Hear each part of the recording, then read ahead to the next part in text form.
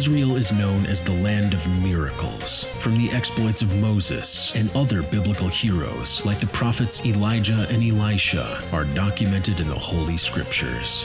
Are the miracles we read about in the Holy Scriptures still happening today?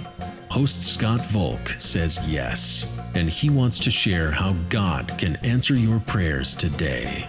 Join Scott Volk on this episode of Miracles from Heaven. Shalom and welcome to Miracles from Heaven. I'm Scott Volk, and I'm so glad you're joining us today as we look at God's transformational power in the lives of everyday people. To start, I have a question. What does a gangster, a Broadway producer, a human trafficking lawyer, and an inner-city drug dealer have in common? Well, the answer's coming right up as we begin with Jameker, a street-tough woman who eventually became softened by God's touch. The FBI called her Queen Pin. Jameker Hairston ruled the tough streets of South Central LA. I didn't play when it came to delivering my drugs and getting my money. I was serious about the game. Jameker was obsessed with power and control, something she picked up as a young girl. I was in the 4th grade, so probably about 8, 9 years old. One day, I came home and we were evicted from our home. I quite didn't understand what was going on, but I knew that it wasn't right. We were put out and had to stay in a motel. But Jameker wanted a better life for herself and asked to live with her grandmother in Mississippi. She lived there for 6 years and didn't return to LA until she was 14. It wasn't long before she met Daff. He had a certain charisma about himself. He was a hustler, and I knew he was because I would see him come in my neighborhood and gamble with the guys on the block. So he had a lot of money, and seeing him with a lot of money attracted me. But Daff made his money as a marijuana dealer, and before long, he drew Jameker into the business. Now that Jameker had money, her lifestyle began to change.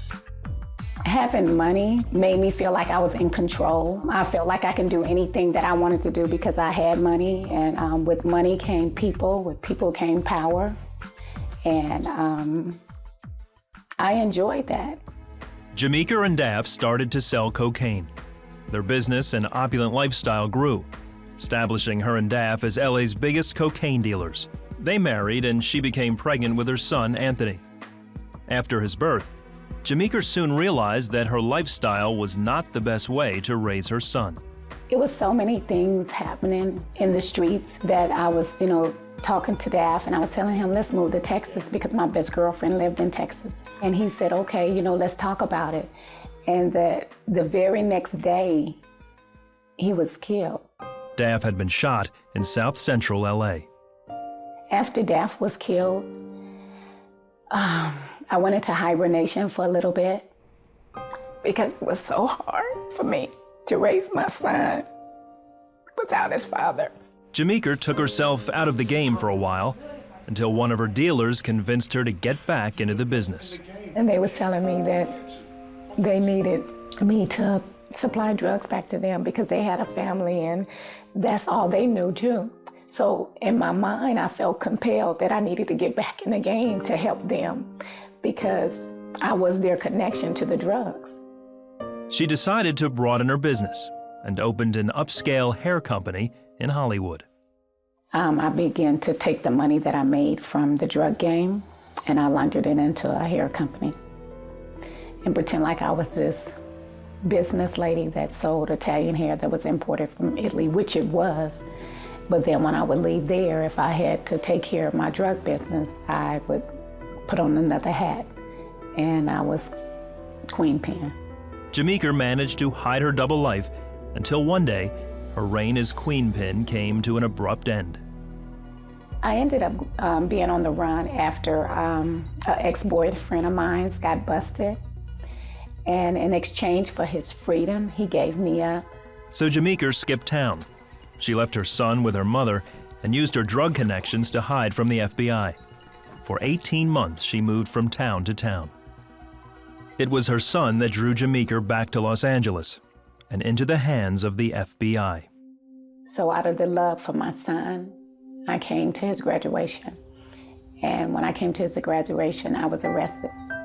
It was the worst feeling that any mother could feel, for their child to see them get arrested. The arrest was a wake-up call. I thought I had everything under control. But when they put those handcuffs on me, I was in their world, a different world that I've never experienced, that I never even thought that I would experience. The court found her guilty. As she waited for sentencing, she became desperate. I remember crying out to God and saying, God, if you really God, get me out of this mess. I can't handle this. Jameker went to a chapel service and asked the pastor to pray for her. When she returned to her cell, she poured out her heart to God. I remember getting on my bunk and putting the cover over my head, and I began to confess every sin for hours. And I felt so pure and so clean and so refreshed and so new. That night, she gave her life to Christ. A few weeks later, she received her sentencing. It was a lighter sentence than she ever expected. I felt a sense of peace, that God was with me, because I was looking at 25 to life, and I was sentenced to 180 months. While Jameker was in prison, she told her story to inmates and staff and prayed with them. After serving 12 years, she was released. She was reunited with her son and later married Champ. Jameker has written the story of her life in a book called Queenpin. She also writes letters of encouragement and hope to women who are incarcerated. You are looking at a miracle. I should be dead, but I'm alive for a reason, to tell you that there is hope. My hope came through Jesus. He is alive, I am redeemed, and I'm not just a conqueror, I'm more than a conqueror. We have a lot more coming up, so don't go away. A powerful Jewish media executive tries unsuccessfully to fill the void in his life with money, fame, and influence. He is flown wherever he wants to go on a private jet and produces a nationally syndicated radio show. But his existence feels empty and unsatisfying. Then he discovers a revelation that totally changes his life. Do you want to learn what this revelation was? Have you ever wondered if there's more to life? For the ending to this true story, go to www.theythoughtforthemselves.com.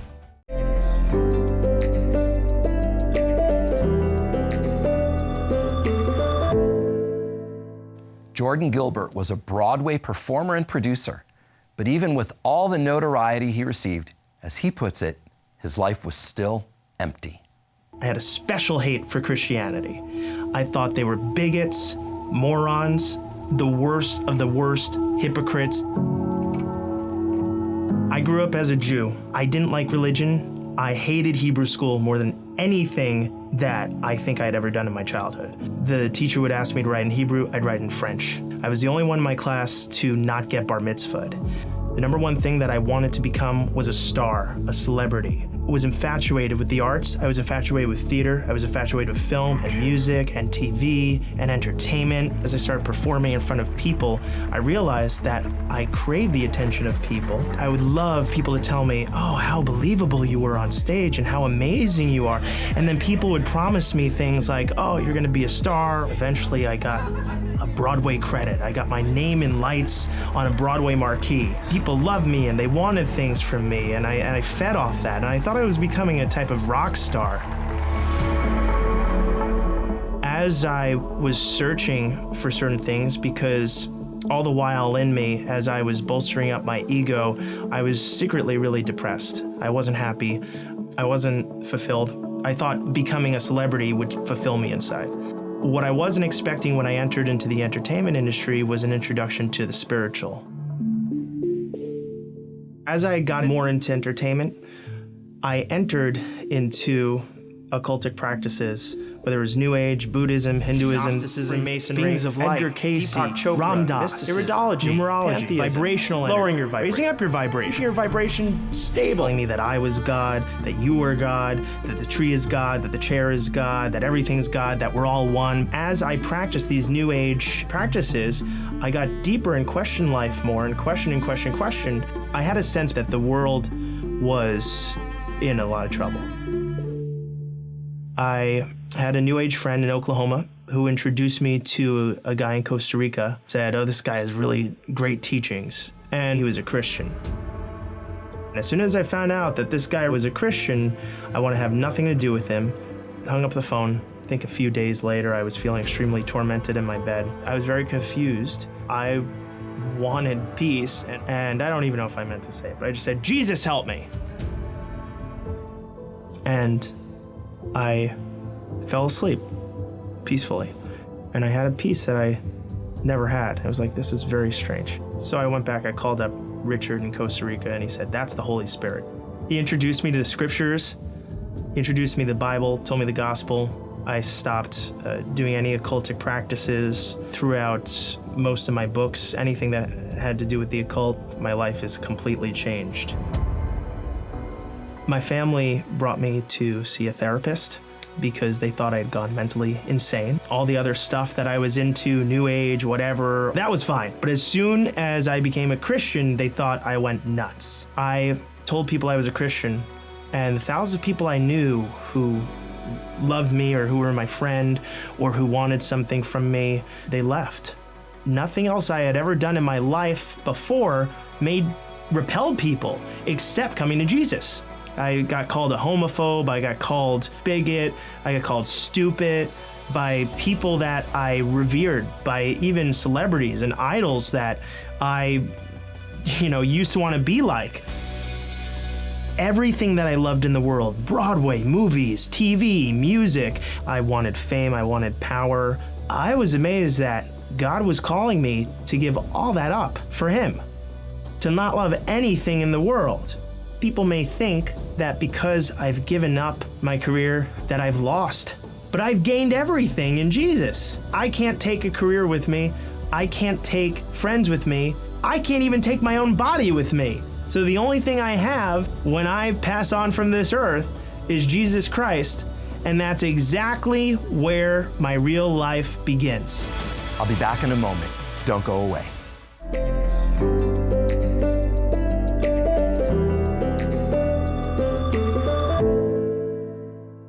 When Hitler comes to power, a young Jewish girl is sent to a concentration camp. She's tortured, forced into slave labor, and fed little more than sawdust. Over 100 of her relatives are brutally murdered. When she is finally freed, the bitterness causes her to be so sick that she needs 27 surgeries. But then she discovers a revelation that totally changes her life.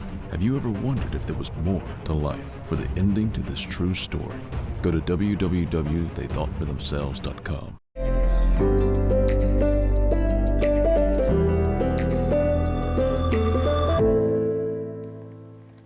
Next up is a story of pain and fear that turns into a tale of hope and light. And I turned over and started to fall asleep. And the next thing I knew, they're coming in and stabbing me in the thighs. And I started shaking from the medicine that they were giving me. Please just save my baby. Please just save my baby. Boom, I was out. My grandparents are Holocaust survivors from Germany. My grandfather was a survivor, and he was also a liberator. He liberated Dachau, seeking justice for Nazi war crimes. I grew up in a Messianic Jewish home. For me, it was always very important to be Jewish. It was always very important to follow Jesus. I mean, we call him Yeshua when I was growing up. Being a good Jew is you follow the Messiah of Israel and you do what he says you're supposed to do. The thing that's always struck me about Jesus is how down in the dirt he was in his life. You think about a Messiah who comes and we expect him to be this big political figure, and he's gonna, defeat our enemies and he's gonna bring peace. And instead what the Messiah does is get down in the dirt and heal people's broken bodies. He was always concerned fundamentally with people who had no money and no power, and I was always inspired by his example. I was also interested in pursuing justice. I was also interested in going after big bullies as a lawyer by practicing law on behalf of people who have no money, who have no power, who are in situations where they're being abused. That's what I can do. I went to Thailand and got drawn to an organization that was working on the human trafficking issue. So I was working with these social workers and investigators who were looking into cases of human trafficking. So what I ended up doing for months and months was just like sitting in a dark room looking at this like revolting footage of children being sold for sex in brothels to bring some measure of justice to the situation. I was just amazed to find that like this was something that I had a capacity for, and it was something that would get me out of bed in the morning, and it was something that, it was something meaningful. When your life is going really well and like you're making lots of money and your career is flying high and you're in a great relationship and you know everything's good, like you don't need God. What do you need God for? Like, oh, I did all that. Like, I'm so smart and special, I did it. That's kind of the attitude that I had developed. I was so excited to be a mom, and I hated being pregnant, and I wanted him out of me. Got to the hospital, everything seemed to be going fine, and I turned over and like started to fall asleep.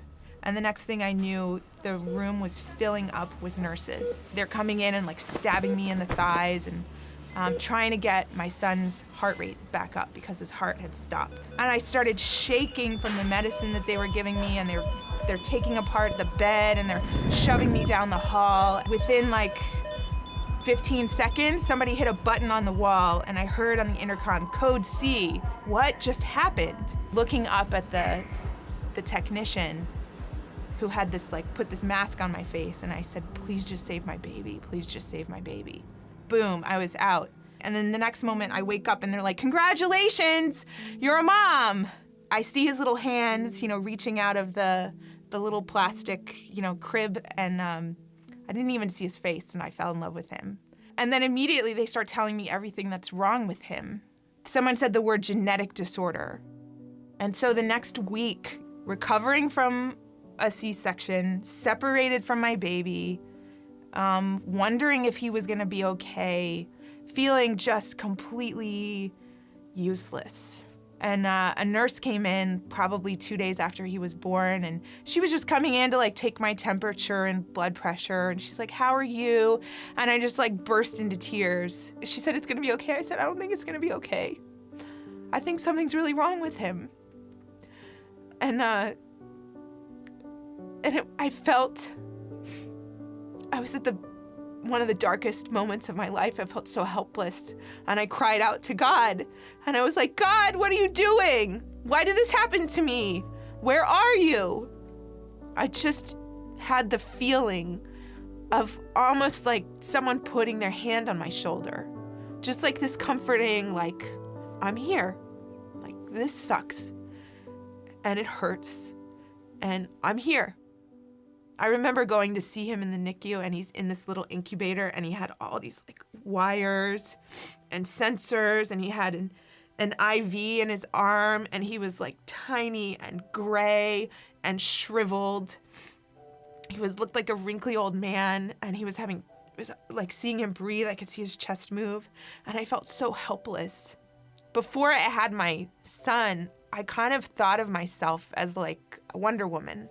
Like, oh, there's nothing I can't do, women rock, like everything is just a challenge, an obstacle to be overcome. And when I had my son, I realized like, I'm not in control. I'm not in control of my body. I'm not in control of what's happening with my child. This is all an illusion that I have control over really like anything. Like fundamentally, like I'm gonna have to depend on God. I literally, like, God gave me this child, and he came out of me, and I like had to give him right back and be like, here you go, keep him alive because I can't. You realize like, I literally can't even get it from 1 minute to the next without God's help. 5 days later, I got to leave the hospital with him like in my arms and put this tiny little person in the car seat and, you know, and go home.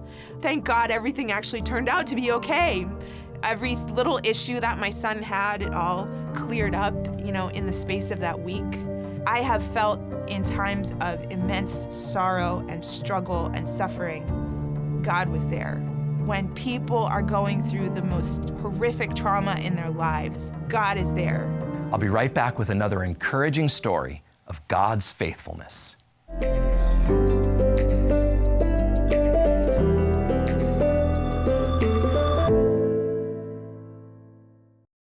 A young Jewish man is addicted to drugs, shooting heroin and using massive quantities of LSD and speed. Life is one big party to him, and he lives his life with reckless abandon. His nickname is Drug Bear, and he's known for being proud and rotten to the core. But then he discovers a revelation that totally changes his life.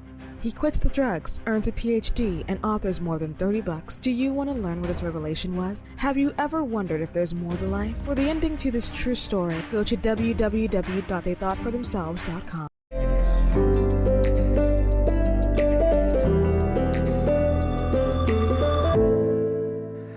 Abner was in and out of prison for 30 years. One day, while in solitary confinement, a guard handed him something that changed his life. I knew every day either it was me being killed or it was me killing someone or going to prison. Those were the three things I expected every day when I woke up. Abner Falero spent much of his life in a gang, trapped in a vicious cycle of violence. Abner was 5 when his father, a pastor, left him, his mother, and his brothers for another woman. He knew only one way to cope with the feelings of abandonment and rejection. He's the person I looked up to. He's the person I worshiped. He was my everything. I tried to block the reality of my father's not coming back. I didn't know how to go about it. I didn't understand it. I was too young. But as Abner watched his mother struggle to provide for her family, he became angry and violent. Violence got me what I wanted. It got me protection, a way of me releasing my stress. The higher the level, the easier it was for me to sleep at night. Abner was kicked out of every school he attended, and by 16, had joined a gang. The gang was my family. It was the way I found my finances, my protection. We all believed in the same thing, violence. For the next 10 years, Abner was in and out of prison more than 30 times for armed robbery, assault, and a number of other violent crimes. I was miserable. I wanted out, but I didn't know how to get out of it. This is who I am. This is what I do. It's my destiny. Either I'm gonna die or I'm gonna spend the rest of my life in prison. Then at 26, Abner was arrested for possessing a weapon while being a convicted felon. He was sentenced to 7 years in a maximum security prison. I didn't know guilt. I didn't know remorse. I didn't know emotions. It was like I was numb to who I was. With little more than a year left in his sentence, Abner got caught up in a prison brawl, and as a result, would serve the rest of his time in solitary confinement. 23 hours locked down a day, 7 days a week. I hit rock bottom.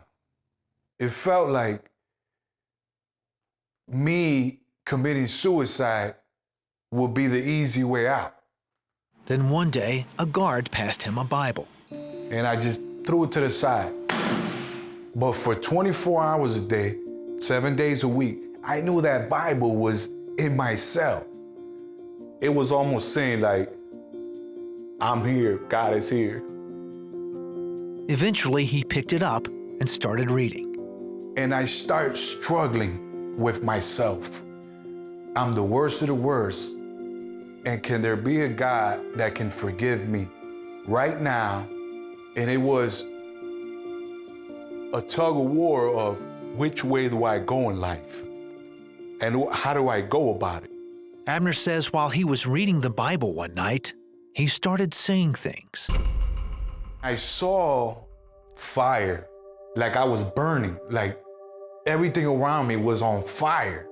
And I got on my knees and I cried and cried and cried. I can't be like my father because my father was a Christian and a pastor. That's not me. I will never be like my father. And the Lord was calling me and saying, you know, I got you. You know, you're looking for a father. And I got you. I'm your father. So it was like, for once in my life, since I was 5 years old, someone appreciated me. Someone loved me. So it was like a ton of bricks gone. It was like gone. That was the day that the process started. In the 2 years after his release, Abner tried to live a godly life. But when he couldn't find work, he got discouraged and slipped back into old patterns. He got busted for robbing someone and landed in jail for another 3 years. I started cleaning my act up. No more crimes. No more crimes. So I got on my knees and prayed.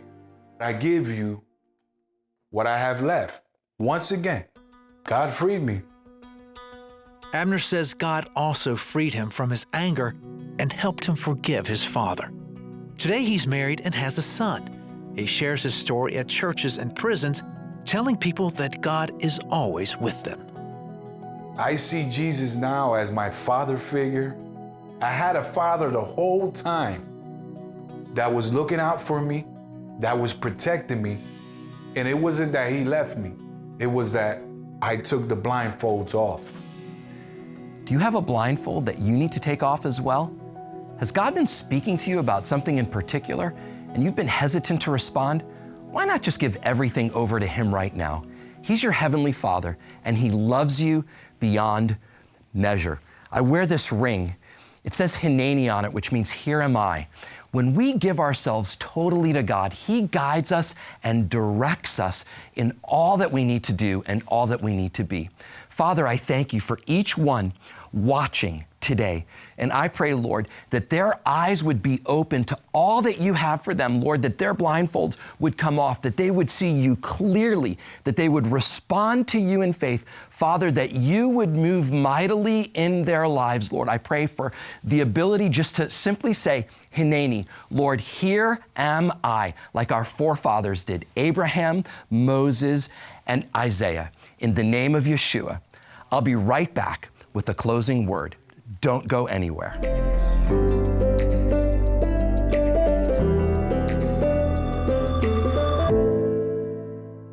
A powerful Jewish media executive tries unsuccessfully to fill the void in his life with money, fame, and influence. He is flown wherever he wants to go on a private jet and produces a nationally syndicated radio show. But his existence feels empty and unsatisfying. Then he discovers a revelation that totally changes his life. Do you want to learn what this revelation was? Have you ever wondered if there's more to life? For the ending to this true story, go to www.thethoughtforthemselves.com. I hope you've been encouraged by these amazing stories. Until next time, you've been watching Miracles from Heaven. I'm Scott Volk. Shalom and God bless.